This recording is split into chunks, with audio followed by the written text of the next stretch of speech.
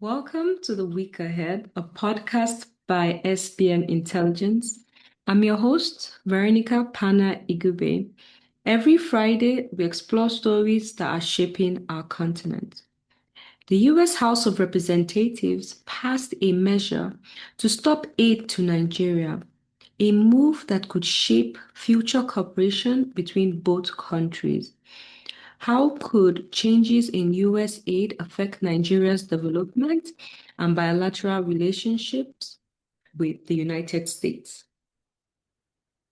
Nigeria has brought back 1,490 citizens from South Africa, while the House of Reps is investigating the losses suffered by Nigerians during attacks in the country. The story highlights ongoing concerns about the safety of Nigerians living abroad. How can Nigeria and South Africa better protect Nigerians from future attacks? China's company, Zijin Mining, has started exploring lithium from Congo Kinshasa, marking another step in Africa's growth and its growing role in the global supply of critical minerals. How can the DRC ensure that its lithium wealth delivers long-term economic benefits for its people? Joining us for further insights is Samuel Article. Welcome, Samuel, to the podcast. Thank you for having me on the podcast. It's always a pleasure. Let's start with our first story. I mean, it's really critical where we're seeing the US House vote to stop aid to Nigeria. I mean, I think it was last year, the beginning of last year, January, where we saw um, President Trump cut a lot of funding to Africa. We also saw a lot of foreign aid organizations being removed, and that caused like a kind of problems, especially to funding that Africa used to get from other countries. Now we're seeing a different one with Nigeria. What do you think is the main reason behind the US House decision to approve a measure that stops aid to Nigeria? And what is likely to be the effect? Is this something that, I mean, it's not going to affect Nigeria because we saw it coming, or we're already finding other sources of revenue? And is this going to affect our relationship with the US that, I mean, we've been having, especially after the US has been intervening in the security challenge facing Nigeria?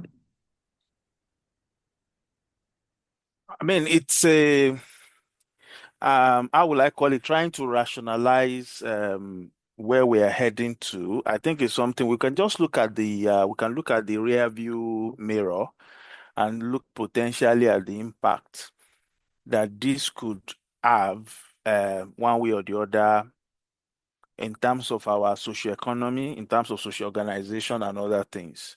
But just to quickly mention that this ban had not gone. Of course, the House bill, right, HR is the 8595, which is scary. We felt it was coming. Um, it simply just look at federal support, the central government support to Nigeria. They've not expanded it to include U.S. charities, foundation, churches, and other donations from individuals. And the truth is that the US can decide to expand and bar them one way or the other from throwing any kind of support to Nigeria. So what we see is not something to just push away. I think that's important to measure. Now, the reason why this decision is being taken is this perception that Christians in Nigeria are being persecuted, especially in the Middle Belt and region, and the government is doing nothing, next to nothing, to protect them. That's the narrative. It's a simple clean-up narrative. And those narratives come in conflict also with some of those geopolitics that we are seeing in Iran, the way they will call it in the US, we call it Iran, and then we're seeing it also playing out in the Middle East. To clarify, Nigeria's population of 240 million, and then if you put it side by side with that of the Middle East, you'll see Nigeria simply have a lot of people, and it could become a very nesting ground to win arguments, ethno-religious arguments, geo-religious arguments, just to use that word loosely. And so what you see happening is that some class of people in the US, they believe that why the left, in quote and unquote, the left, that's what they call them, seems to be interested in the challenges that is going on in the Middle East. They seems not to be interested in the plight of Christians. So they're trying to push those narrative. And that has degenerated into where we are, where we find ourselves today. I mean, I don't need to begin to rehash the argument. If you live in Nigeria, you know better than that. You know that Nigeria's issues are far more complicated than that. But in terms of the geopolitics of things, Nigeria seems to sit in the middle of those arguments. And unfortunately, also, the Nigerian government have not done enough to protect its citizens. I mean, that's not even in context. And we've always made that argument. And it's not a 1 year thing, it's not a 5 year thing. This thing has gone on. I remember way back under Yaradua's government when there was crisis in Jos, in the plateau, on the plateau, and then there were clashes, right? You could see the direction of aids being targeted at some group of people against the other group. And we know these things are more ethnic than religious, to be candid. Although when you try to put it side by side, the people at the receiving end of some of the issues that you're seeing with these terrorist herdsmen that had set up camps in some of our forests and are perpetrating evils there, most of the people at the receiving ends are most of the Christians, but the Muslims themselves, they're also on the receiving end. But because the biggest chunk of people at the receiving end of these challenges are Christians, within the geopolitics of this world order, where normality, I mean, how will I put it now, where things are no longer normal, that's what you see being played out. Um, and so I know I sound a little bit more political, I mean, more technical the way I'm sounding. I mean, I sound more philosophical, but that's where we find ourselves. Now, to the key questions that you've asked, what will be potential impact of this? If you look closely at the government of the US and the kind of support they give to Nigeria, and we can start by just looking at the public health systems in Nigeria. Anytime you go to, when you look at the entire public healthcare system in Nigeria, the funding of those primary healthcare systems is primarily the federal government, the state government, and the local government. And we know that it's delineated. We know that the federal government is technically responsible for the policy direction and primarily tertiary health facilities. That's the teaching hospitals. The state government are generally responsible for some high, I'll call it high impact health services. And that's why they generally owns General Hospital. And then we know the local government are responsible for primary health care center. But the way the health system in Nigeria is designed is such that it cascade up, meaning that you start at the primary health care center, ideally, if you don't go through the private channel, and then you get referred to the general hospital, and then you get referred to tertiary hospital based on certain things. And then, of course, there are parallel ways to boycott some of those things. That's the way it works. Now, at the primary healthcare center level, that's the lowest level, we have a lot of problems. We have over 20,000 primary healthcare centers spread across the country. Most of them don't even have drugs. They don't even have health workers in there. The places are dilapidated. There's no water. There's no toilet. In fact, those places are, if you go there, you are more likely to catch diseases than get treated in some of those facilities. And at the primary healthcare center, if you look closely at the burden, the health burden that we have in Nigeria, most of the children in Nigeria before they get to the age of 5, they die. In fact, we have the highest under 5 mortality rate in the world.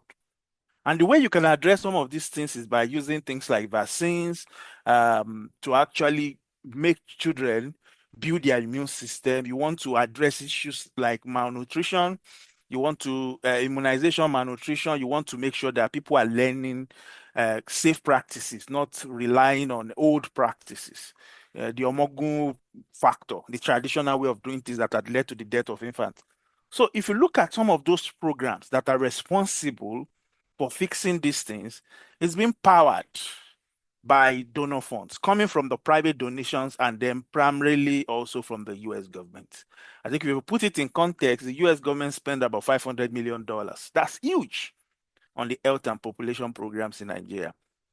If you take away that, it's going to affect how people with HIV get treated, the entire disease surveillance systems to know where, for instance, if you hear about Lassa fever, you hear about some of those things.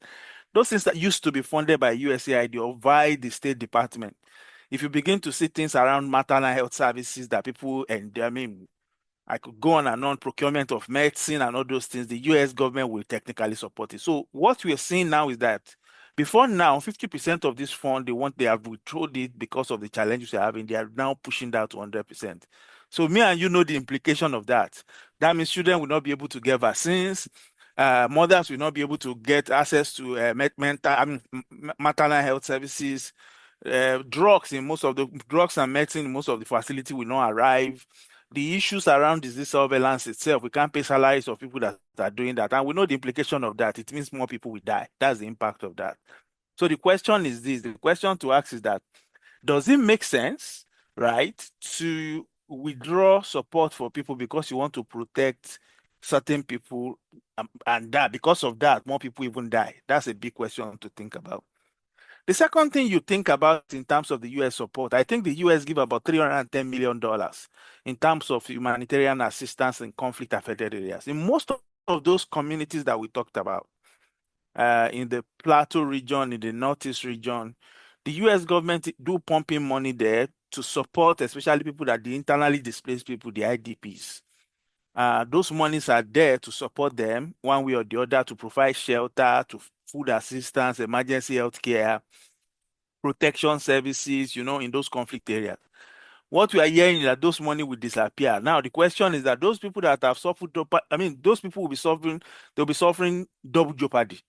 The first challenge is that they've been displaced from their community because in quote or in the quote they are Christians. That's the way it's being portrayed. We know that it's because of of course, we still blame the government, and they are now somewhere that they are now internally displaced. So where they are internally displaced, they're supposed to be supported. Now those supports will be withdrawn. That's what it means in a sense. And so the whole idea of rebuilding those communities, supporting them through those processes goes away. And we know, me and you know, that the federal budget of Nigeria and the state budget of Nigeria is inadequate to address some of those challenges. Now, more importantly, Nigeria also have a security cooperation and accountability for violence initiative that we signed with the US government. We have that agreement where the US military, the US police, they train, they support with arm. They support? So it's a complex, I'll call it complex program depending on what you're looking at. For instance, those program deals with preventing violence, prosecuting perpetrators, paying for the salaries of people that we prosecute. For instance, people that have raped people. You're looking at supporting patient victims themselves with mental health supports. Most of the people that will sit with victims and try to get them out of those things, those are programs, right? Then you look at the police itself. If you go to the Nigerian police, most of the accountability programs that you see within the police to get the police up and doing are being funded, of course, by the US government itself in terms of support. And then you go into how do you disarm communities that have taken on harms. There are programs that are designed to support them and help them reintegrate into a society that begins to flourish. So those programs, again, will be taken out. And I don't need to, you could read through that and then you could draw your conclusion. We can now go into things like the aid conditionalities that government typically attach to some of those aid. For instance, you must be tolerant, if you are taking this aid, you must abide by certain principles, abide by certain rules and all those things. And you must be transparent in terms of your public venture. Government, the US government will not just give you money, they expect certain things also from you. And if you're not pushing all those things again, also all the transparency initiative, all the accountability initiative, all those things could also be watered down, kind of. Government will say, why do we have to continue to fund this thing to get money that is non-existing? So it makes no sense. So we could see that the impact of this program uh, is significant. And I know some people will come back and say, oh, what should be the responsibility of the Nigerian government? We should be able to cater for ourselves. The truth is that yes, we should be catering for ourselves. We should be able to use tax revenue to address the problem we have in society. And unfortunately, it's true also that most of the funds that we have in Nigeria goes after extremely very wrong things. It's directed to wrong things, and that's what we call the cost of government and the cost of governance in Nigeria. Any money that seems to improve people's life, again, some bit of that, a big chunk of that is going. And that's what this bill means. So when you look at it from the perspective of the citizen itself, it is devastating. It is terrible. And I think I will just leave it at that so that I don't keep rambling on. I mean, I agree with you as well. There's going to be a lot of repercussions that we see. And kind of like the people you want to protect are the people that will be hit the most as well. Let's move on to our second story, where the House, I mean, we've seen the Nigerian government repatriate Nigerians from South Africa back to Nigeria. But now the House of Reps has ordered an investigation into the losses and casualties from the xenophobia attacks in South Africa. I mean, this kind of is a decisive step that the National Assembly, led by the House of Reps, is taking to safeguard the lives and livelihoods of Nigerians, especially Nigerians in the diaspora. This motion was moved by Honorable Baba Jimmy Benson, and he stressed the need for Nigeria to move beyond diplomatic protests and establish an authoritative evidential record of casualties, injuries, properties, destruction, and financial damages. And he's even not saying we should not restrict it to this, we should restrict it to past incidents that has been recorded in in South Africa that has affected Nigerians. Now, what do you think? Do you think that this step that the House of Reps is taking is the right step to take? Do you think the government needs to do better in building and improving our consulate support and like welfare for Nigerians as well? But also, I think that there's also a need to say Nigeria needs to address the root cause of why Nigerians are leaving the country. I think that I just think that Nigeria has to address that because the main reason is there's an issue. People are leaving to other countries for greener pastures. But how can Nigeria ensure that even when our citizens leave the shores of our country to other countries, how do we ensure that they are protected in that country no matter what is going on? And that in instances where things are happening, our people are still protected? Yeah, I mean, the question actually answers itself. Let's be sincere. I know. I mean, to be sincere, if you ask yourself, why do we have consulates? If you sit with a classical diplomat that works in some of those consulates, I'm sure the reason why we have consulates in some of those countries, not just to issue passport and travel, emergency travel certificate at exorbitant amounts. The reason is not just to hold banquets when presidents visit or when government officials visit those countries. The reason is not to call yourself ambassador and smile around and attend functions. At The all. reason is actually to protect, to be there as a representative, to become the voice of your citizen residing in those countries. And to be clear, everybody in the world travels. I know people say, oh, Nigeria live in droves and all those things. If you move around the world, everybody move around. At some point, the Europeans were in Africa, they were in Nigeria. In their thousands and hundreds of thousands. They were all over Africa, and then their representatives were there to protect them, right? To actually become their voices. So I think the first takeaway here is if you listen to those people charged with the responsibility of protecting Nigeria in diaspora, and you see the kind of utterances that come out of their voice, you understand clearly that they absolutely do not understand why Nigeria even have a diplomatic base in some of those countries. That's clear. They think it's all about passport issuance and hosting the president when it comes around. Every other thing doesn't it, and you say, oh, yeah, maybe in some countries you don't do that. Even if you go to the US, for instance, US government, the UK, I mean, I say government, yes, you seem to be.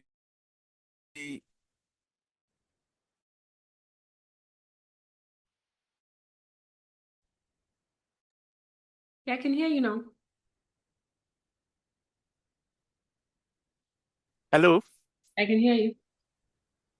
Yeah, back to your question. I think you seem to be asking about I think, yeah, what the National Assembly seems to be pushing. I think it's true. I mean, it's important to protect citizens. So, the key thing there is that we need to have this joint early warning system and rapid response systems.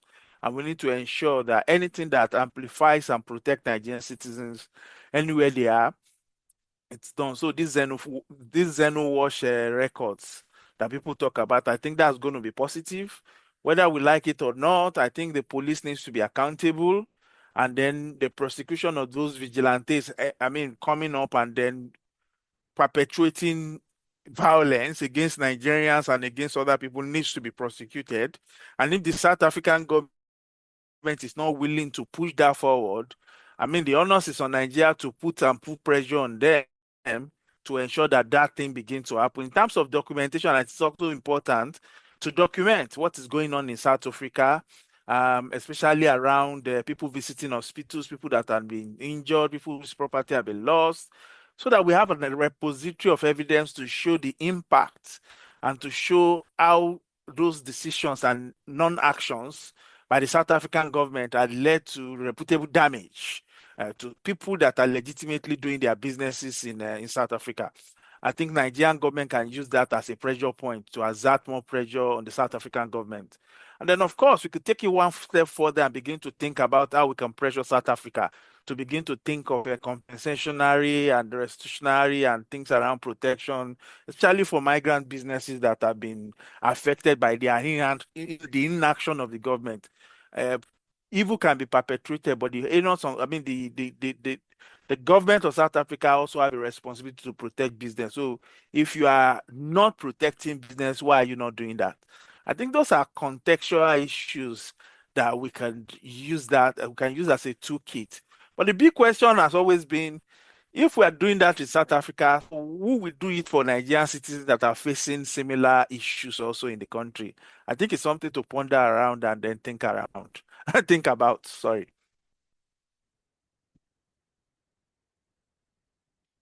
I agree with you. We need to really think about it.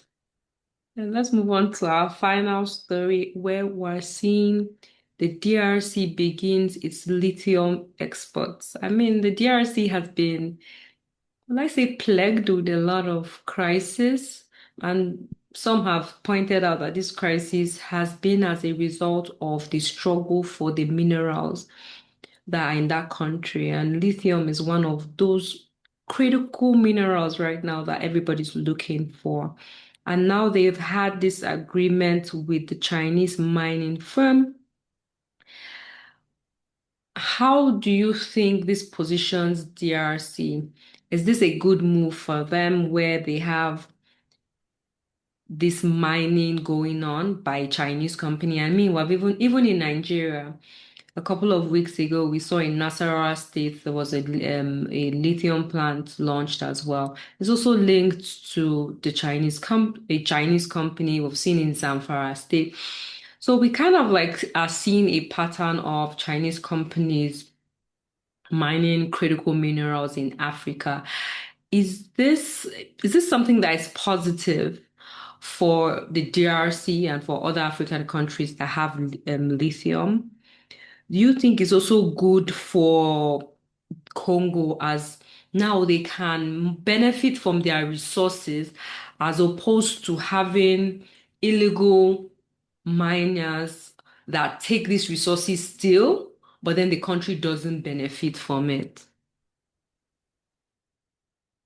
I mean, I mean, that's a big question. I think there are contexts to this. Yes, anything, I always say something that any business that creates jobs and opportunity for people, especially in some of these countries in Africa, is something that you should always view in the Pacific light, always give benefits of doubt. Of course, there are issues like the transparency around the contracts.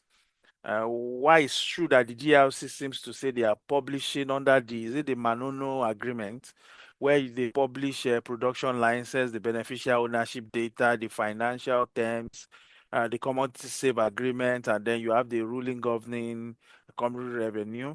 And so they're talking about some of those transparency, which is positive. But my point is that there are issues. There are still governance issues around some of these resources and how the resources that they are taking, and once you're taking out that resources, you cannot replace it there. Remember, these are not infinite supply. You're taking something out, something must be something is living. So the question is, um, how do you how do you use the resources that's been taken up to actually improve the life of people there, such that in years to come it will not become a snare to the country. And just to lay the context, DRC is not a small country. DRC, it's almost twice in terms of population the size of the UK. So when you look at the UK with 65 million people, and that means you multiply it by two. So we are talking about not a small country. You're talking about almost a country with almost 120 million people, despite the wars that have ravaged that country for years and decades. Then, despite the whole saga of Ebola issues, they've gone through a whole lot and they are resilient. And so it's not a small country. Just think of them as almost half of Nigeria in terms of their population size, and that's how huge they are. And then they've gone through this whole problem. So anything that creates job is something that must be viewed in light of that. But again, just like I said, there are context to it. I think that's the first thing. The second thing to think about is the revenue collection and the accountability distribution around some of these. I think the mining sector there. If you look closely at the share, I think the central government owns about 50%. Then you have 25% to the province. That's how resources are distributed, almost similar to what you have in Nigeria. Again, there are contexts to that also. That should resources not be directed at some of where these things are coming up, which is almost similar to what you have in the Niger Delta. When you're taking something from the community, are you not supposed to give them something better so that they can actually, because again, once you start mining lithium, the farmlands are gone. What people are doing in those areas become difficult to do, and so they're most likely going to be displaced. So what are you providing as a remedy to taking their ways of livelihood, taking decades and decades of information, I mean, decades and decades of experience and then culture of those people? Again, that needs to be put on the table. The third thing there is to begin to think about the use case of some of this lithium. I know lithium, what is powering lithium today is the expansion and the rapid growth of EVs, electronic vehicles, and then batteries. I mean, I wanted to say iPhone, all these mobile phones, and then also battery powered devices. People are saying that batteries will potentially begin to power televisions in Africa instead of spending heavy money, right? Buying inverters, that you see TVs that are powered with batteries. You will see ACs that are powered with batteries, and then all those things will be connected through a central grid system. People are coming up with different strategies and ideas to ensure that we light up Africa, but it comes at a cost. And one of the costs is that we need to get more resources to be able to do those things. And one of those resources, one of the gold in those spaces is lithium. So again, when you look at it in that light, you say it's a very good way for people in the local community to mine those things and then begin to learn how to process it and then potentially begin to create your own batteries themselves, not just pulling those things into ships, right? And then shipping them up to China, who creates the battery and then sell it at almost 50 times or even 1,000 times the cost of those minerals. I think those are the contextual issues we have to put into space itself.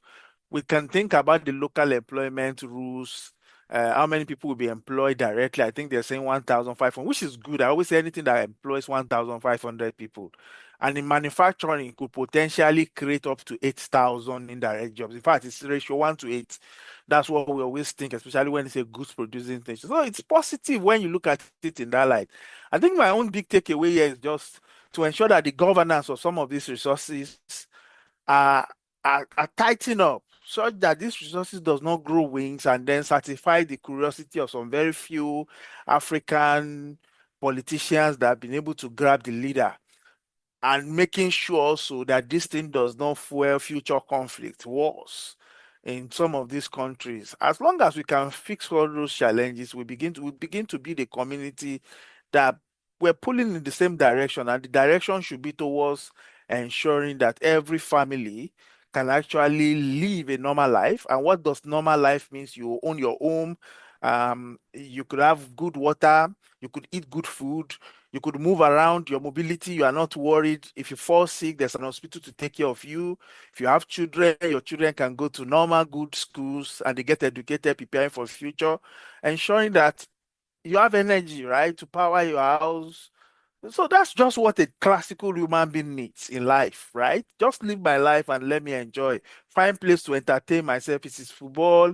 Make sure you're exercising, run around. Make sure you're living in a community. The air you're breathing in is healthy. Just about what people want in life. I think we could do it across Africa. We could get the over 200, I mean, over 200 million families in Africa to begin to live those kind of normal life. And if Congo is saying that, okay, this mine is going to do that for 1,500 families directly and then 8,000 indirectly, that's a positive thing if we look at it in that light. We just make sure that the governance is something that we tighten up. I do agree with you that this is really something positive, especially for DRC. But like you said, the governance issues, the government needs to ensure that money is coming and is going to the right people instead of going to a few who would benefit from it. Thank you very much. And this brings us to the end of today's episode. Thank you very much, Samuel, for joining us on today's episode and for sharing with us your insights Thank you. on the topics that we discussed. Yeah, thank you so much for having me on the podcast. Always a pleasure, yeah, to actually have a conversation around how to make our country and then the continent better. Thank you. To all our listeners, this podcast is by SBM Intelligence. You can access our podcast by searching for SBM Intelligence anywhere you find podcasts. If you haven't already, be sure to subscribe, like, and share. And we'd like to hear your contributions, your observations, your thoughts on the three topics that we covered today.